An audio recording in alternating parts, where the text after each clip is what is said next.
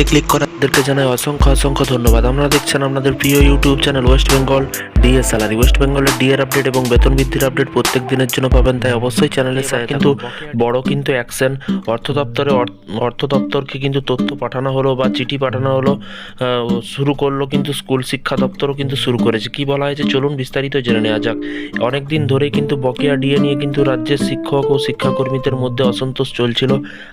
আদালতের নির্দেশ থাকা সত্ত্বেও কবে টাকা মিলবে তৈরি হয়েছিল। অবশেষে সেই জট কাটতেই শুরু করেছে কিন্তু স্কুল শিক্ষা দপ্তর। এবার শিক্ষকদের সমস্ত তথ্য কিন্তু সংগ্রহ করে শুরু করেছে।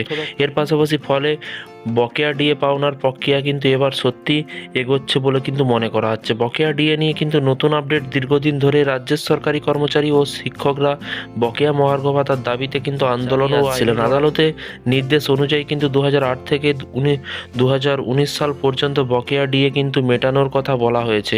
পাশাপাশি 31শে মার্চের মধ্যে কিন্তু এই বকেয়া একটি অংশ হয়েছে। তবে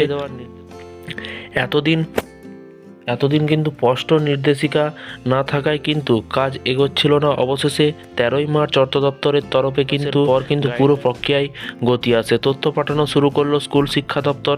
এই নির্দেশিকা পাওয়ার পর কিন্তু স্কুল শিক্ষা দপ্তরের আর দেরি না করে কিন্তু কাজ শুরু করেছে এবং বিকাশ ভবনের সূত্রে জানা গিয়েছে যে শিক্ষকদের ফাইল তৈরি করে অর্থ দপ্তরে পাঠানো হয়েছে।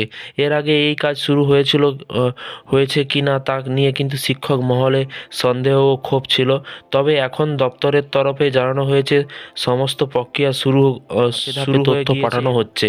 বকেয়া ডিএ না পাওয়া শিক্ষক ও শিক্ষাকর্মীরা একাধিক প্রতিবাদে কিন্তু সামিল হন এবং এর পাশাপাশি এমনকি 13ই মার্চ ধর্মঘটও কিন্তু করা হয়। এই চাপের মধ্যে কিন্তু প্রশাসন এবং সক্রিয় হয়েছে বলে কিন্তু মনে করছেন অনেকেই। শিক্ষক জানিয়েছেন তারা অনেক দিন ধরেই দ্রুত পদক্ষেপের দাবি জানিয়েছিল।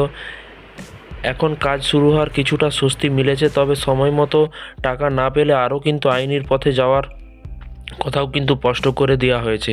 কি বলেছে প্রশাসন? অর্থ দপ্তর 13ই মার্চ একাধিক মেমো কিন্তু জারি করে কিন্তু বকেয়া ডিএ মেটানো হবে। সেখানে রোপা 2009 অনুযায়ী পুরো প্রক্রিয়া রূপরেখা দেখা হয়েছে। এদিকে আদালতও স্পষ্ট জানিয়ে দিয়েছে যে বকেয়া ডিএ সরকারি কর্মচারীদের অধিকার এবং নির্দিষ্ট সময়ের মধ্যে অন্তত 25% মেটাতে হবে। একই সঙ্গে এবারের বাজেটেও কিন্তু ডিএ আরও কিন্তু 4% বাড়ানো হয়েছে। ফলে কিন্তু বর্তমানে ডিএর হার কিন্তু করা হয়েছে। এখন দেখার বিষয় অর্থ দপ্তর কত দ্রুত এই তথ্যের ভিত্তিতে পরবর্তী কাজ সম্পূর্ণ করতে পারে। প্রশাসনিক স্তরে কাজ শুরু হওয়ার আশার আলো কিন্তু দেখা গেলেও নির্দিষ্ট সময়ের মধ্যে কিন্তু কর্মীদের হাতে টাকা পৌঁছয় কি না কিন্তু সেটাই এখন সবচেয়ে বড় প্রশ্ন। তো ফ্রেন্ডস, এই বিষয়টি বুঝতে পারছেন, ইতিমধ্যেই কাজকর্ম শুরু হয়ে গেছে। ডিএ দেবে মাননীয় মুখ্যমন্ত্রী বা বিভিন্ন রকম দপ্তরের কাজ শুরু হয়ে গেছে। তো দেখা যাক কারা কারা ডিএ পায়।